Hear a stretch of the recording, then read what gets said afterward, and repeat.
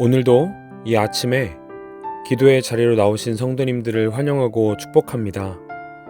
이 시간 하나님께서 우리에게 주신 말씀은 예레미야 22장 1절부터 9절까지의 말씀입니다.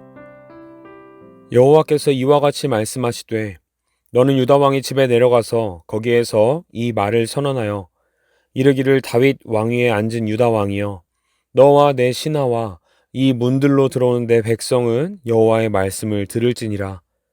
여호와께서 이와 같이 말씀하시되 너희가 정의와 공의를 행하여 탈취당한 자를 압박하는 자의 손에서 건지고 이방인과 고아와 과부를 압제하거나 학대하지 말며 이곳에서 무죄한 피를 흘리지 말라.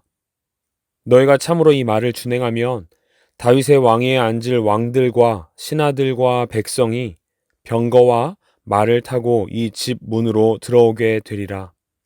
그러나 너희가 이 말을 듣지 아니하면 내가 나를 두고 맹세하노니 이 집이 황폐하리라. 여호와의 말씀이니라.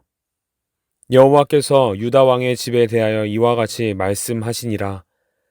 내가 내게 길르앗 같고 레바논의 머리이나 내가 반드시 너로 광야와 주민이 없는 성읍을 만들 것이라.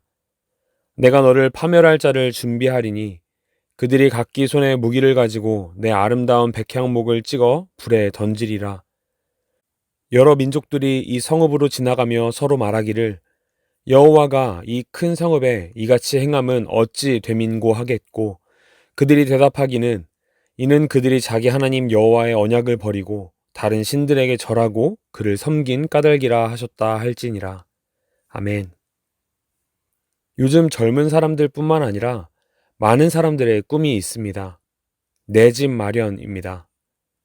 얼마나 사람들이 이것에 관심이 있는지 내 집 마련 디딤돌 대출이라는 이름을 가진 대출도 있습니다.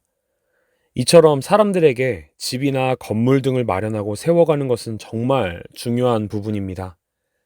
이스라엘 백성들에게, 특별히 이스라엘 왕들에게 있어서도 이러한 부분들은 정말 중요했습니다. 그래서 왕들은 자기의 왕궁을 짓는 것에 가장 좋은 최상급의 재료들을 사용합니다. 하지만 그들에게 가장 중요한 것이 빠져 있었습니다. 그들 안에 내면을 단단하게 하며 하나님 안에서 백성다운 중심을 세우는 것이었습니다. 이것을 단적으로 보여주는 예가 지난 예레미야 21장 시드기야 왕의 이야기입니다. 어려움을 당하고 있는 이스라엘 왕들의 주된 관심은 당장 그들에게 닥친 문제와 어려움들을 해결하며 자기의 안위를 지키는 것이었습니다. 시드기야 왕은 이스라엘과 자기 스스로의 죄로 인하여 예고된 심판의 메시지를 듣고도 하나님 앞에서 그 죄들을 회개하고 돌이키기보다는 그 문제를 해결해 달라고 예레미야 선지자를 찾아왔습니다. 즉 자기의 내면 혹은 자기의 죄를 돌아보며 그 문제들을 잘 다스리고 건강하게 세우는 것에 신경을 쓰는 것이 아니라 외부적으로 당하고 있는 문제들에 신경을 쓰며 겉으로 왕권이나 왕궁이 더 튼튼해지고 단단해지는 것에만 관심을 가졌던 것입니다. 이것이 그들의 내면을 하나님의 백성답게 하나님 안에서 중심을 세우는 것이 아닌 그들의 왕궁을 짓는 것에만 관심을 두고 중요하게 생각했던 이스라엘 백성들, 왕들의 모습이었던 것입니다. 이러한 이스라엘 백성들에게, 특별히 이스라엘의 왕들에게 하나님은 오늘 말씀을 통해 분명히 경고하시는 것이 있습니다. 오늘 본문 3절부터 5절까지 말씀입니다. 여호와께서 이와 같이 말씀하시되 너희가 정의와 공의를 행하여 탈취당한 자를 압박하는 자의 손에서 건지고 이방인과 고아와 과부를 압제하거나 학대하지 말며 이곳에서 무죄한 피를 흘리지 말라. 너희가 참으로 이 말을 준행하면 다윗의 왕위에 앉을 왕들과 신하들과 백성이 병거와 말을 타고 이 집 문으로 들어오게 되리라. 그러나 너희가 이 말을 듣지 아니하면 내가 나를 두고 맹세하노니 이 집이 황폐하리라. 여호와의 말씀이니라. 아멘. 여기에서 우리가 심각하게 생각해 봐야 하는 것이 있습니다. 3절 말씀에 보면 하나님께서 정의와 공의를 행하는 것, 탈취당한 자를 돕고 이방인과 고아와 과부를 도우며 무죄한 피를 흘리지 말라고 말씀하시는데 혹시 하나님께서 이것을 명령하시는 것에서 이상한 것을 발견하지 못하셨나요? 너무나 당연한 것을 지금 이스라엘 왕들에게 그 신하들과 백성들에게 명령하신다는 사실, 이것이 너무 이상합니다. 심지어 이 말을 듣지 않으면 천하의 하나님께서 자기 스스로를 두고 맹세를 하시며 그 왕궁을, 왕의 모든 집을 황폐하게 하신다고 약속하십니다.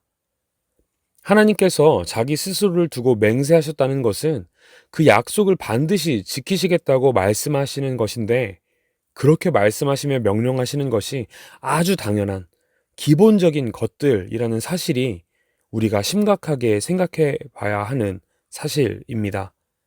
즉, 이 말씀을 듣는 이스라엘 왕들은 이 기본적이며 당연한 것들조차 잘 지키지 못하고 하나님의 백성답게 살아가지 못하고 있다는 것을 의미하기 때문입니다. 당시 세상의 관점에서는 약자들을 보호하기보다는 그들을 이용하고 압제하며 자기의 부를 쌓고 권력을 높여가는 것이 당연했습니다. 하지만 하나님의 백성들로서는 결코 상상하지도 못할 일들이었죠. 하지만 당시 이스라엘 왕들은 이러한 모습들을 당연하게 행하고 있었다는 것입니다. 하나님은 그렇게 하나님 나라의 백성들이 당연하게 지켜야 하는 것들을 명령하시며 그것을 지키지 않을 경우 그들이 정말 중요하게 여겼던 왕궁이나 그들의 외적인 것들을 완전히 망하게 할 것이라고 말씀하시는 것입니다. 사랑하는 사김의 교회 성도 여러분, 하나님께서 우리의 삶에 가장 중요하게 여기는 것이 무엇일까요? 외적으로 강건해지고 자기의 유익이나 만족할 만한 것들을 찾아 남을 돌보기보다는 자기를 위해 가져가고 취하는 것을 중요하게 여기실까요? 아니면 아주 기본적인 것들이지만 정의와 공의를 세우고 약한 자를 돌보는 것을 중요하게 여기실까요? 혹시 우리 삶에 바로 세워야 할 무너져 있는 당연한 것들은 무엇이 있을까요? 우리 안에 하나님께서 기뻐하시는 모습은 없지만 겉모습은 너무 아름답게 꾸며져 있지는 않으신가요?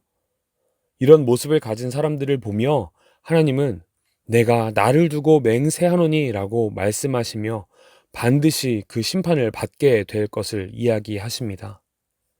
오늘 하루 하나님께서 기뻐하시는 모습은 무엇일지 한번 생각해 보는 시간을 가져보기를 소망합니다. 그리고 그 기뻐하시는 모습이 과연 내 삶에 얼마나 잘 행해지고 있는지 돌아보기를 소망합니다. 그래서 반드시 이루어질 하나님의 심판의 이야기가 우리에게 이루어지지 않기를 소망합니다. 하나님의 소망의 약속이 우리에게 있기를 소망합니다.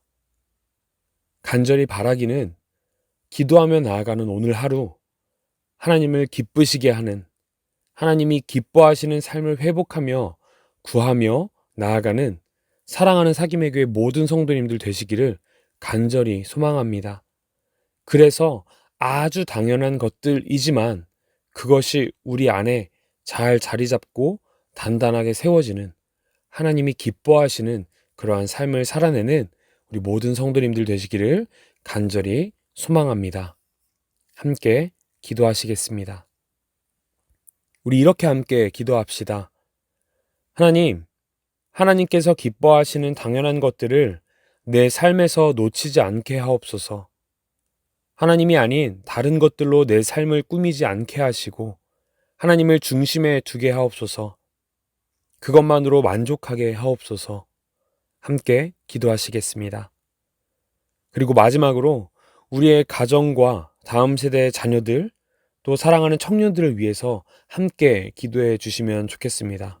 또한 교회를 위해 기도하실 때에 하나님께서 예비하신 처소에서 마음껏 하나님을 기쁘게 예배할 수 있게 되기를, 또한 무엇보다 우리 모든 사김의 교회 성도님들의 마음 가운데 하나님을 기뻐하게 하는 그러한 마음이 무엇인지 깨달을 수 있게 해달라고, 이러한 기도 제목으로 함께 기도하시겠습니다.